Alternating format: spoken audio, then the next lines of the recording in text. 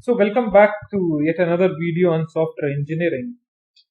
In our previous discussions, we were talking about the software development life cycle, and then we looked into waterfall model, and then we looked into the iterative waterfall model, which was a slight modifications. Then we talked about prototype model and its some of its variants also, and then we talked about your rapid application development model, where we saw the usage of your case tools and how it works. Then the essential aspects of rapid application development model, how it actually works, and then we have like several models which are working. And then we looked into the verification and validation in terms of your case, then when to use, some of the drawbacks, all these things we saw in our previous video.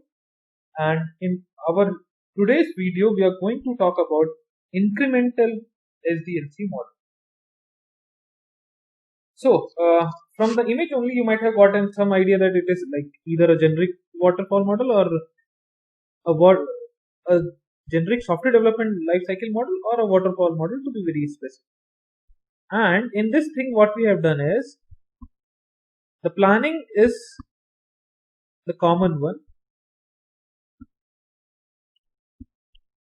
and each time we get a different build. That means the entire process is followed and we get a different build for each iteration. So what is happening is that in this particular model, the requirements are divided into multiple standalone modules of the software development.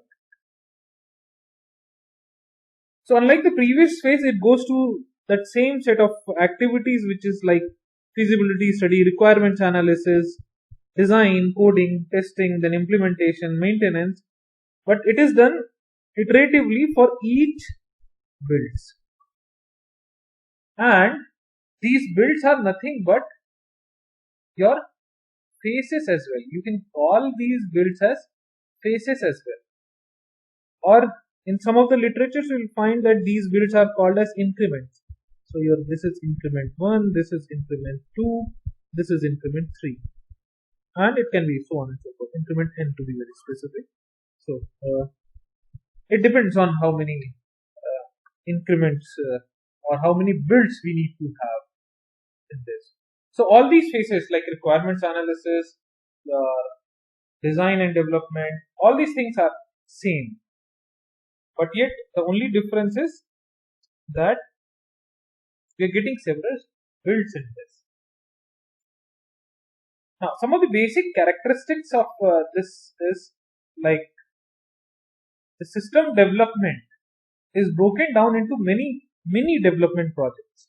Right? Just like these development projects, we have like many development projects. These partial systems are successively built to produce a final total system. So it's like what we have done is a major task T has been divided into small tasks T1, T2, T3 up to Tn. And these tasks are nothing but are comprising of some or the other functionalities of my application. So initially I've come up with T1, then T2, then T3, and then T1, and this is the final product. For example, your MIS application, let me say that okay, for me the course registration is something which is crucial. So in the build 1, I came up with a course registration plan. In the build 2, attendance management system is something which is important for me, so I came up with this. For build n, let's say inventory management was there. So for the build n, I came up with inventory management system. So what I have done is I have divided the complex portion into small tasks, and it's like divide and conquer it.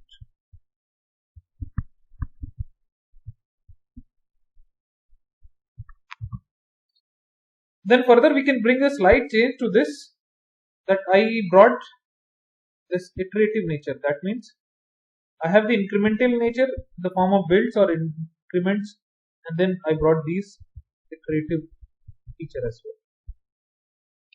So let's quickly see some of these advantages of using an incremental model. So what we can do is, in this case, I can develop the risky or the major functions which are important to me first. So all the crucial functions, I'll come up with all those things in the first build. Crucial functions or important functions, and each release delivers an operational product. Of course, every time, every build is nothing but a fully functional product. It can have a subset of functionalities which the overall product delivers, but every time each build will be there to sort out some or to automate some or the other activity. So in this case, I'll have, for example, for MIS, my first phase was for course registration. So the course registration will be working fine. We will not comment on attendance management and your inventory management because that would be part of later builds.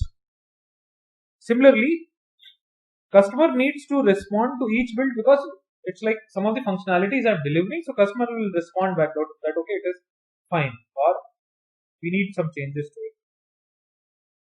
And as I said, this is something which is like divide and conquer approach, that is breaking down of tasks into smaller chunks of tasks, and then incrementing all these things, and you get a fully functional model. Your initial product delivery is faster because I need to immediately launch my product with a particular, in the first build, with some of the functionality. So let me deliver it at a faster rate, and then later on I can take a call on the other activities or the other builds. So customers are getting the important functionalities very early with the deployment of the first build or the first increment. And then in this, the risk of changing the requirements gets reduced because I can handle this. Let's say I came up with the first build, and then some requirements are suggested so that I can take care in the second build. In this case, the risk of changing requirement gets reduced. But along with these advantages, there are some drawbacks of this incremental model as well. Drawback is that it requires a very good planning and design, because my design will have the funda of each and every build. So in this case, I should be very careful.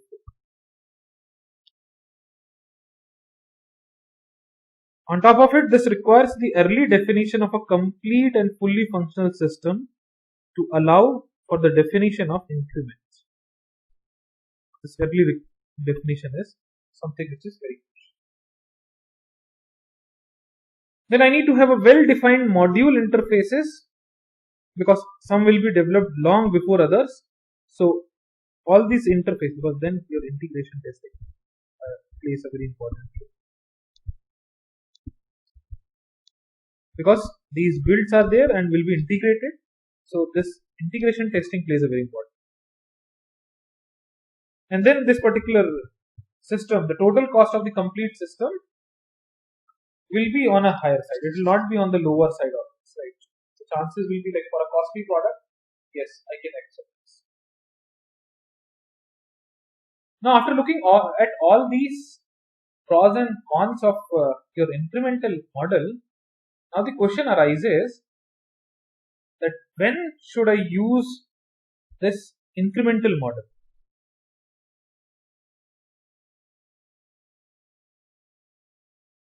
So whenever you have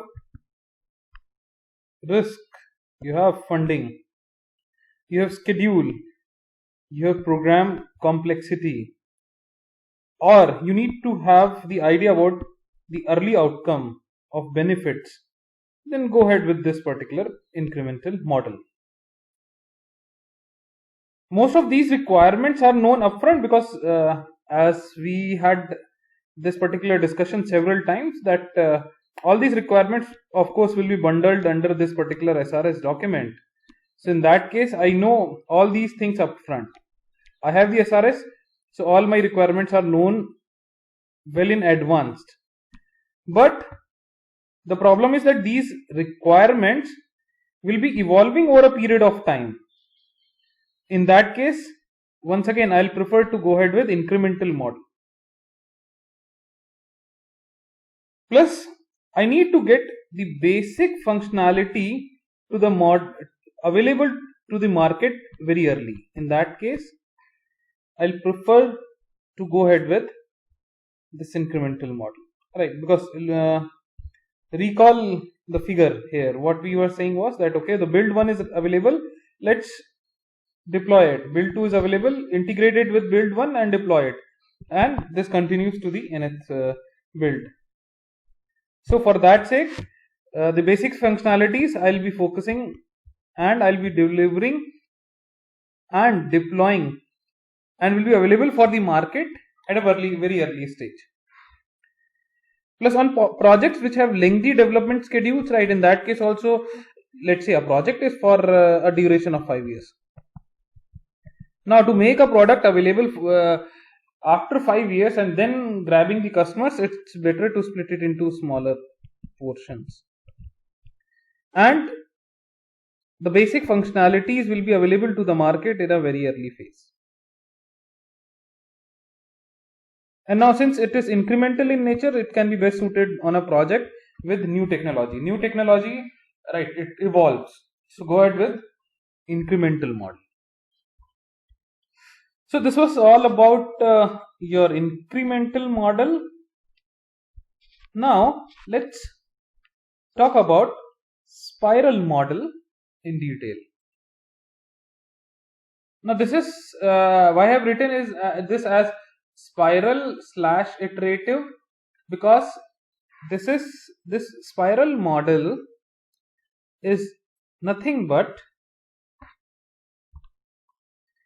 a combination of your waterfall model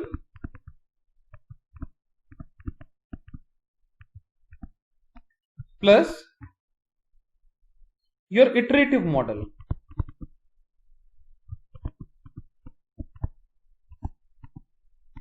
And why it is important? Because here I am adding something new, which is your risk assessment.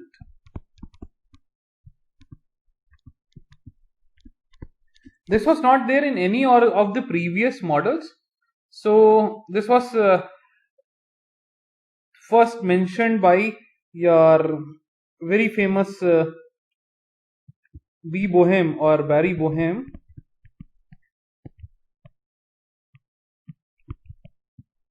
in the year 1986 in one of his phenomenal paper. This risk assessment term has been coined for the first time in any of these SDLC models till now, what you have studied. In each phase, I'll have a design goal and it will end with reviewing the progress. Let's see this particular model. So what we see is there are four quadrants. Let's say I am giving it as Q1. You can give it any number, Q2, Q3 and Q4. On this side we are talking about determining objectives, alternatives and constraints. On this side it mainly focuses on these risk analysis part. So evaluating the alternatives, identifying and resolving the risks. In this Q3 mainly we are talking about development, verifying the next level product, and in this Q4 we are planning for the next phase. Now the development team in spiral model starts with a small set of requirements and goes through each development phase for those set of requirements, right? So I have identified requirements, and what I'll do is I'll start from here, I'll keep on going, and this activity will continue, right? So the software engineering team adds the functionality for the additional requirements, and in every increasing spirals until your application is ready for the production phase. Now in case of planning, it involves the estimation of your cost, right? So all these things, determining and all. So requirements plan life cycle. It includes estimation of the cost. It talks about schedule, plus the resources for various iterations will be planned. Now this also involves understanding the system's requirement for the continuous communication between the system analyst and your customer. Once again, the customer's involvement is also there. Post which we see that okay, there is something called as risk analysis, which is done in every iteration. So the identification of potential risk is done, while risk mitigation strategy is planned and finalized. And then every time I'm getting a prototype. The last one is your operational prototype. Then once we go ahead with coding and we implement it. Now your engineering includes your testing, coding, deploying softwares at the customer side. And in case of evaluation is done by the customer. It also includes identifying and monitoring the risks such as your schedule slippages, cost overruns and whatnot. So it's like whether it risk covers everything. All the breadth and depth is covered in case of risk analysis. So whether it is running over budget or it is running short of time. So all these things are assessed here. Now, this is one of the crucial model. The reason being, as I said, it talks about, for the first time, it is a particular model is talking about risk analysis. Now, for that sake, in none of the previous models, we were talking about risk analysis. So, this is nothing but a diagrammatical representation which looks like spiral with many loops, and the exact number of these loops is unknown, and it can vary from project to project, right? At any moment of time, I may take a call on coming up with the operational prototype and then design, coding and then implementation. So it's like in this lot many loops are there. So the chances are there I may not require these many loops in some of the projects. So it is project dependent and the situation dependent as well. Now each loop of the spiral is called your phase of the software. Now this is nothing but each loop.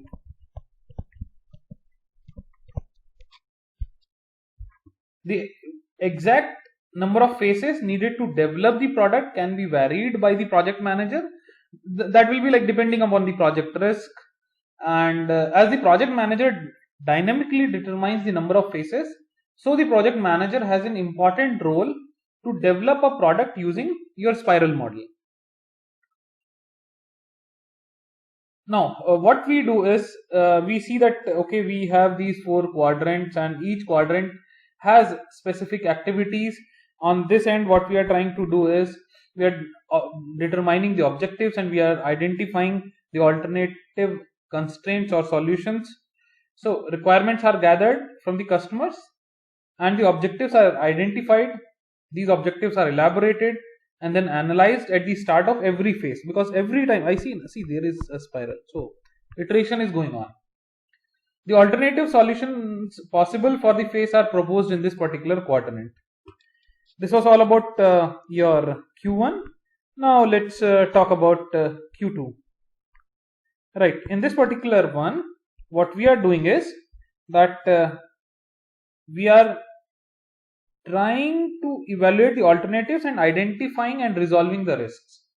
So in this, all possible solutions are evaluated in order to select the best possible solution. Then the risk associated with that solution is identified and these risks are resolved using the best possible strategy. At the end of this particular quadrant, prototype is built, right? You can see these prototypes. These prototypes are built for the best possible solution.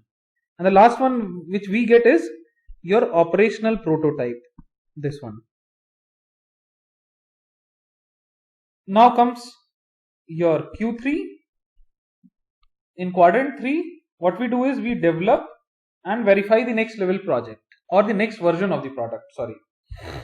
During the third quadrant, the identified features, right, all we did in the previous 2 quadrants, are developed and verified through testing. So you can see the testing is done, right?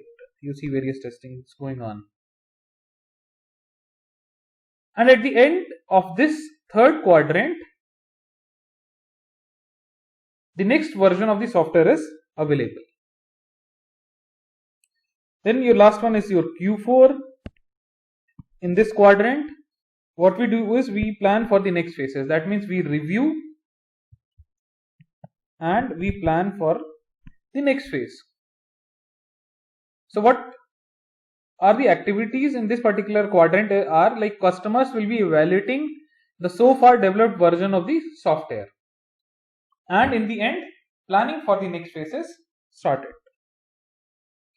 So you can see integration and test plans, development and maintenance, requirements, life cycle plan. So everything is planned. All the planning is done in this one. So this particular quadrant is dedicated for planning. Now, the thing is that we have to handle the risk in spiral model. So this risk is nothing but an adverse situation which no one wants and which affects the successful completion of a software project.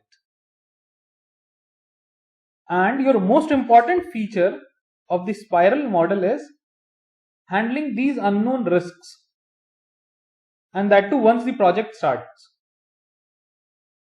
Now these risk solutions are easier done by developing a prototype, which we saw in case of prototype model as well.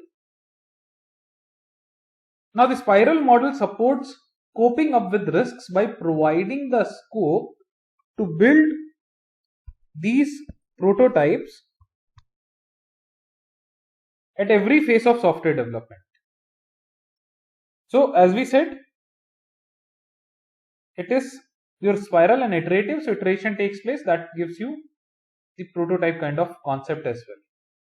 So prototyping model also supports risk handling, but your risk must be identified completely before the start of development work of the project. And this particular model is also called as your meta model. Right, your spiral model is also called as your meta model. Now why it is called as meta model? Because it subsumes all the other software development lifecycle model. For example, your single loop will represent the iterative waterfall model. Then prototyping model is also included. So this is nothing but it's like all the models you can have in this particular package.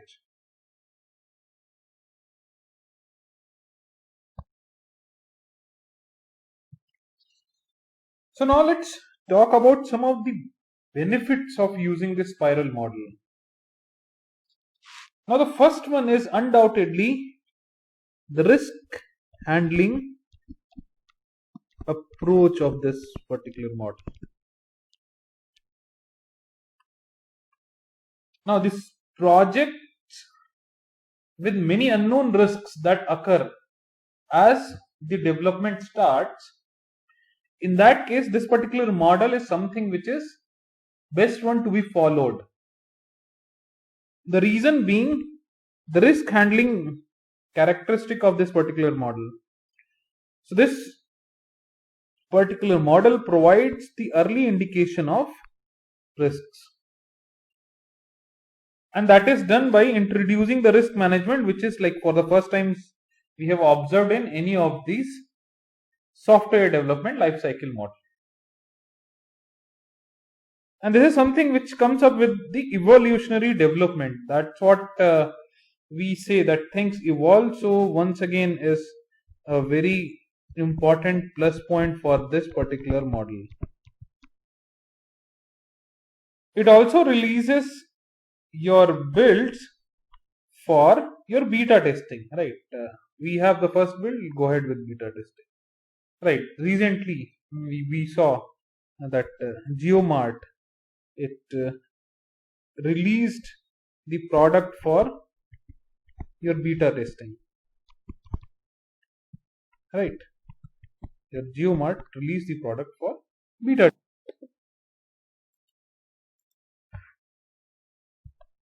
Still, the website of the JioMart says JioMart beta, right? So it's under the testing process. Now users see the system early because of your rapid prototyping tools, right? We go for prototype model, so all those benefits of prototype model and iterative model will be included in this. And yes, we go for risk analysis, so high risk functions will be developed first. And since it is like iterative in nature, so I don't need to have a perfect design in this case, because I know it is iterative, and whenever it is iterative, we call a particular software development model as flexible as well, right? Because design does not need to be perfect, because I know that in several iterations I'll improve my design, and just because I'll be getting several inputs from the customers as well, so over a period of time my design will improve. Now since it is closely tied with the users to all life cycle steps, in that case your customer satisfaction will be higher,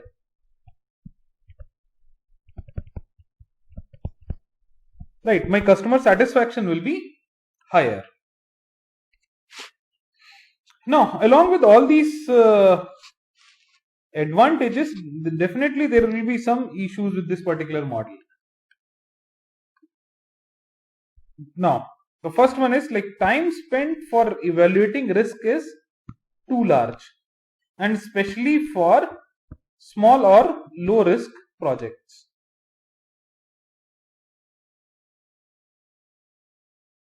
And not since time spent is too large, this makes it expensive as well. On top of it, looking at the diagrams and so many steps, you might have made a guess that this particular model is too complex as compared to any other previous models. And yes, I need to have some risk assessment expertise in order to assess the risk, in order to go ahead with the risk management. And once again, it's a spiral, it's iterative, so my spiral may continue indefinitely. In that case, the question arises that how long I can wait. Right, the question arises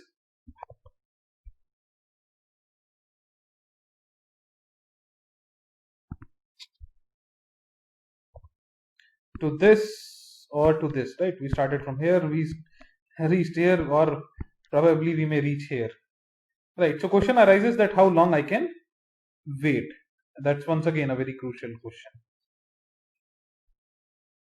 Now let's quickly see that when I should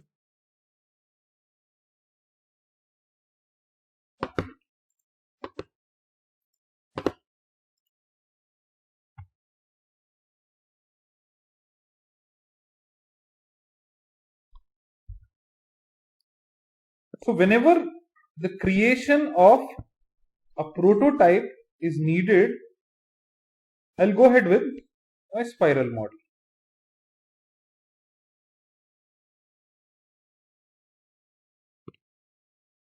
Whenever the cost and the risk evaluation is important, I'll go ahead with spiral model. And based on this, you might have got some idea that whenever I have a long-term project, then also I'll go ahead with the spiral model. Whenever there are changing requirements, that means the users are unsure of the needs, I'll go ahead with spiral model. For new product lines, yes, once again I'll go ahead with spiral model. Whenever I'm expecting some significant changes, I'll go ahead with my spiral model. So all these are the opportunities and the situations when I'll.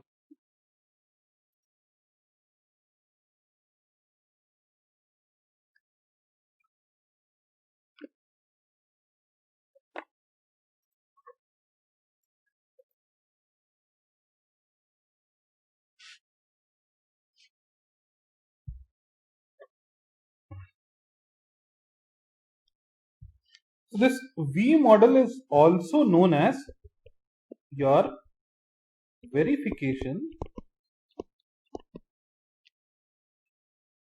and validation model.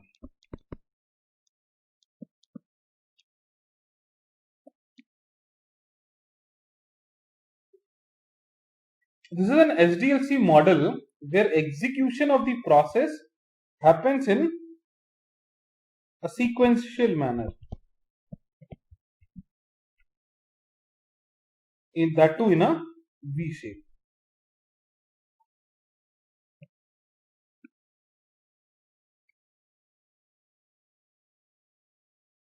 Now this is by these steps you might have got an idea that this is nothing but an extension of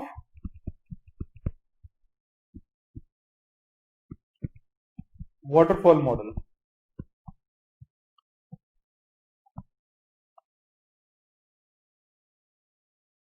And is based on the association of the testing phases for each corresponding development stages.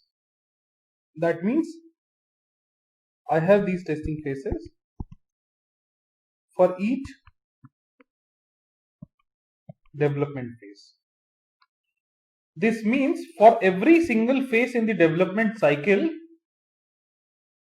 there is a directly associated testing phase.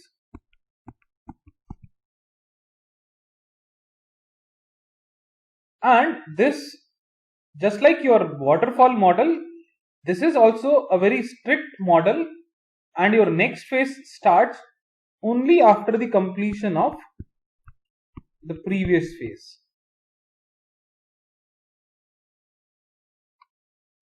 Under this particular model, the corresponding testing phase of each development phases is planned in parallel, right? So these activities are going on in parallel. That means when we were talking about requirements analysis, this testing team was working on acceptance test design. When we were talking about system design, the team was sitting for system test design. Architecture for integration, then we had system and test design, and then for module design, we had integration and test design. Plus, we know that modules are ready, so I'll go ahead with unit test design as well. Right, so there are like various phases which I don't need to go into detail, just like your requirement phase is there, and then you have your design phase, architectural phase, and module design, and so on and so forth. Right, all these are like usual phases. The only change you see is in this part, and then things are going on in parallel. That saves a lot amount of time. So if you see, if you are plotting in this particular direction, so normally it takes a lot amount of time in order to finish this. But since the activity, these application and validation of the product is done in early stages of product development.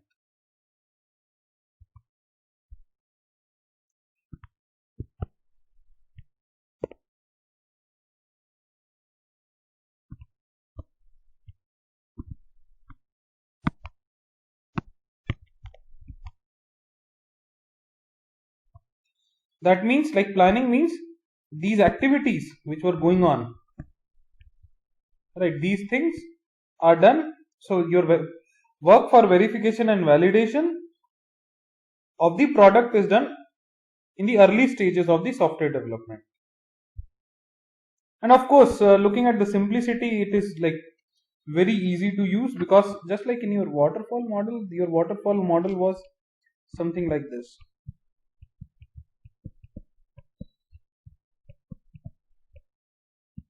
Right. And in case of V model, it is something like this. So once again, a very simple structure. On top of it, we have like several faces here in order to emphasize on parallelism. Right. So that particular part is taken care of. So it's like very simple and very easy to use, plus the major part is like focusing on verification and your validation. In this V model, we go ahead with your several testing phases, like your unit testing,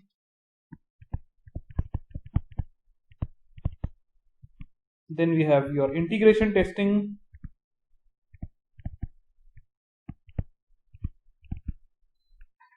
then we have your system testing,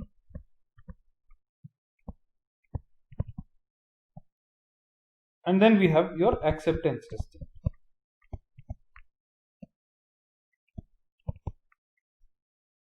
Right, so all these testing techniques are well followed in this particular model. Now let's talk about some of the drawbacks of these models, this V model. One is that it does not handle your iteration part. Right, it is not handling your iteration.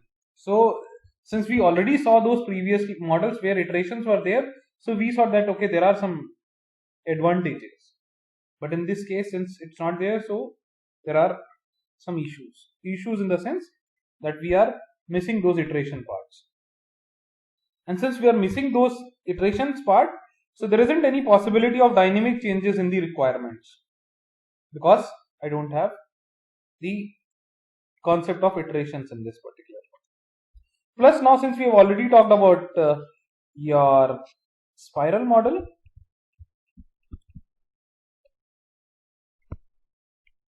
which was talking about risk assessment.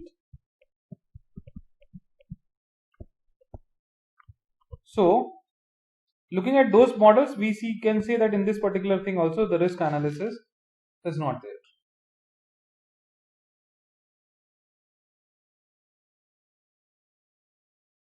Now this is also, because since all these things are not there, so we can say that okay, this particular model is not good for long projects.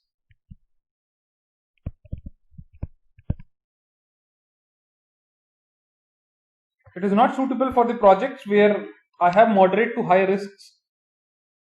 It is not suitable for the projects which are complex in nature. And once an application is in the testing stage, it is difficult to move back to the previous ones where I need to bring some change in the functionalities.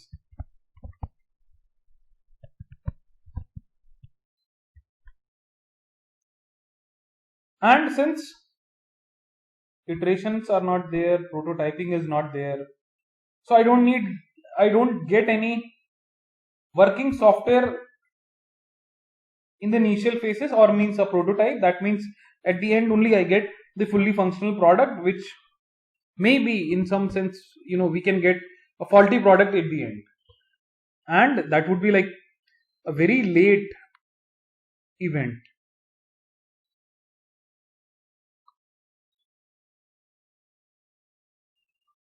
In this V model,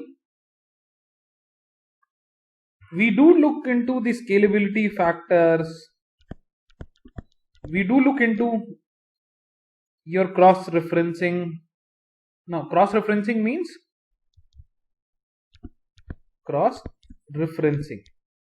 this means the direct correlation between the requirements and the corresponding testing activity. Right. So these are some things which are included, but overall there are several issues which are good in number. Now let's try to identify that when actually we can use this particular model. Now for the system with high reliability, the reason being I'm going for verification and validation.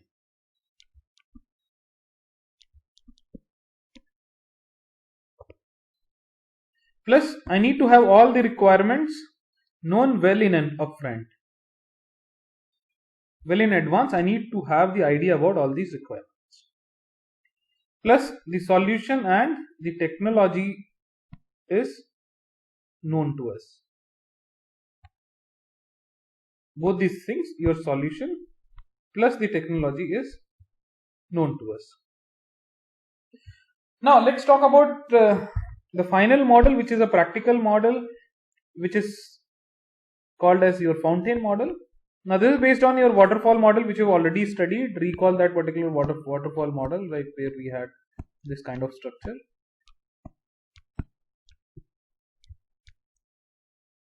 Now this particular thing, observe that the sequence always contains cycle. Right. So we got to know that, okay, there will be cycles. Now this reflects the fact that some phases cannot begin before others. Right. Once the product is ready, then only I can test.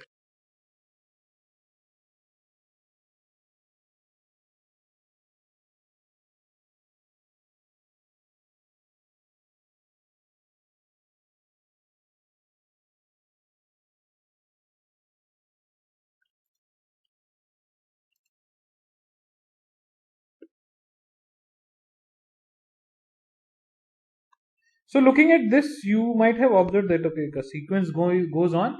So this is nothing but a logical improvement to the waterfall model, and it's like we are starting from analysis phase, then going to the requirements phase, then design and coding and testing, and then further the operations. So what we have is, we have this sequence of events as similar to the waterfall model. Then we have the additional step that there can be a fallback to any of the previous step, moving through a number of steps and falling back one or more steps, and this can be done repeatedly, right? So this falling back can be done repeatedly. So this is like something which is much more flexible than your waterfall model. So all these analysis phase, requirement specification, designing, coding, testing, everything is the same one. And since we are jumping from one phase to another, so there will be more interaction between your design and your requirement.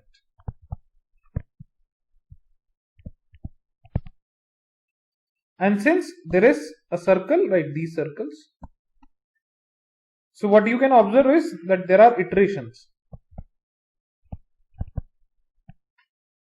within phases, and of course jumping from one phase to other is also possible. Now one of the major drawback of this particular model is that it may be degraded into code a bit, test a bit. Right, what I am trying to say is that this can be considered as code a bit and test a bit. That means you are doing something very small and then testing. So that is something which is not advisable. Now the point is when to use this model then. Looking at this movements and all, you can say that when my requirements are uncertain,